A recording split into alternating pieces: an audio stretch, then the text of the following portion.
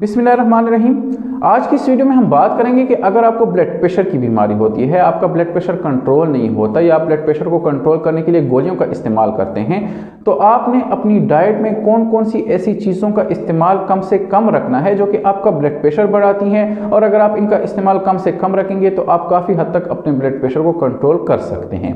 देखिए, अगर हम ब्लड प्रेशर के ऊपर बात करें तो ब्लड प्रेशर आजकल बहुत ज़्यादा कॉमन होता जा रहा है। छोटे छोटे बच्चों को ये बीमारी होती जा रही है और इस बीमारी के कॉमन होने की जो बड़ी वजह है वो हमारा अपना लाइफस्टाइल है। हम जो डाइट इस्तेमाल करते हैं, हम जो खुराक इस्तेमाल करते हैं, वो कुछ इस किस्म की होती है कि वो हमारा ब्लड प्रेशर इंक्रीज़ करते हैं। साथ ही साथ ना हम कोई फिजिकल एक्टिविटी करते हैं, ना कोई हम एक्सरसाइज करते हैं, जिसकी वजह से हम बड़ी बड़ी बीमारियों जैसे कि ब्लड प्रेशर, शुगर या दिल की बीमारियों में मुब्तला होते जा रहे हैं। आज की इस वीडियो में आपको जो डाइट्स के बारे में पता चलेगा, आपने ये वाली डाइट कम से कम इस्तेमाल करनी है ताकि आप काफ़ी हद तक अपने ब्लड प्रेशर के ऊपर काबू पा सकें। सबसे पहले नंबर पर आपने साल्ट का इस्तेमाल कम करना है, आपने नमक का इस्तेमाल कम करना है। नमक की कंपोजिशन सोडियम क्लोराइड होती है। अब सोडियम एक ऐसा कंपोनेंट है जो कि आपके बॉडी में फ्लूइड को रिटेन करता है।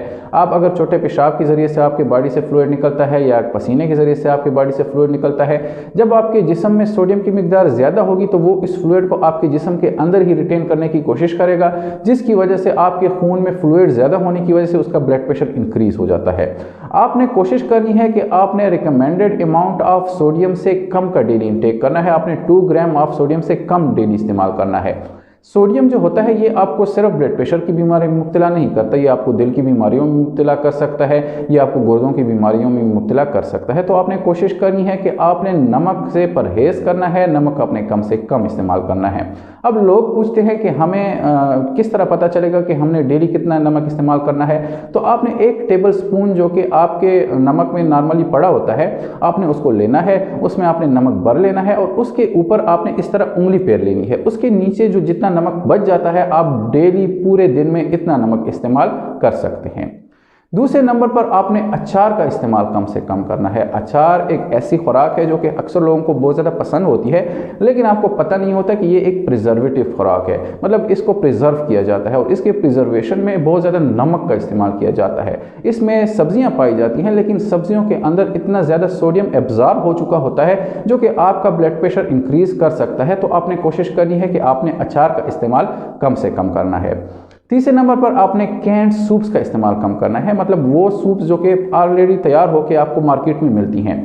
ये वाली सूप्स क्या होती हैं कि इनकी तैयारी में भी बहुत ज़्यादा नमक का इस्तेमाल किया जाता है।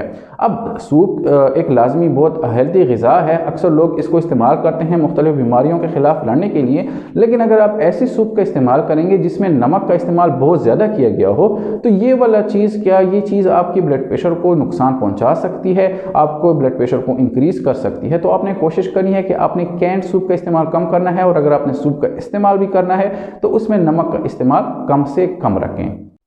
इसके बाद आपने बाज़ार में मिलने वाली सॉसेज लाइक टोमेटो सॉस या गार्लिक सॉस, इन चीज़ों का इस्तेमाल कम से कम रखना है, क्योंकि ये जो सॉसेज होती हैं इनकी तैयारी में भी बहुत ज़्यादा नमक और चीनी का इस्तेमाल किया जाता है।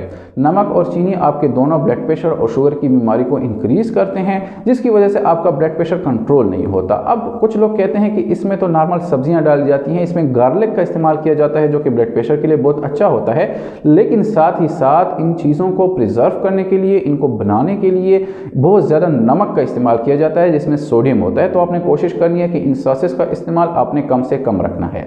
इसके बाद आपने प्रोसेस्ड फूड का इस्तेमाल कम करना है। प्रोसेस्ड फूड में आपके पास फास्ट फूड आता है, आपके पास पिज़्ज़ा आता है, आपने बर्गर आता है, आपके पास शवारमाज आते हैं। ये तमाम खुराक आपको ओबेसिटी में, मोटापे में भी मुब्तला करते हैं। इनमें सोडियम के कंपोनेंट होने की वजह से, इसमें ऑयल का बहुत ज़्यादा कंपोनेंट होने की वजह से ये आपके ब्लड प्रेशर को भी इंक्रीज़ करते हैं, ये आप में खून में कोलेस्ट्रॉल को भी इंक्रीज़ कर सकते हैं। तो आपने कोशिश करनी है कि आपने प्रोसेस्ड फूड का इस्तेमाल कम से कम करना है। इसके बाद आपने रेड मीट का इस्तेमाल कम करना है। रेड मीट यानी कि बीफ, जिसमें अगर आप देखें तो वो बहुत ज़्यादा सुर्ख किस्म का जो गोश्त होता है, जिसे हम बड़ा गोश्त भी कहते हैं, आपने इस चीज़ का इस्तेमाल कम करना है, क्योंकि इसमें फ़ैट का कंपोनेंट बहुत ज़्यादा होता है।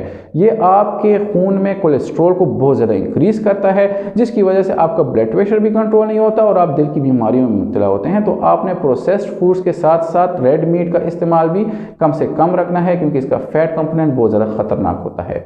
आखिरी नंबर पर आपने चीनी और चीनी से बनी हुई जितनी भी अशिया हैं, इन चीज़ों का इस्तेमाल कम करना है।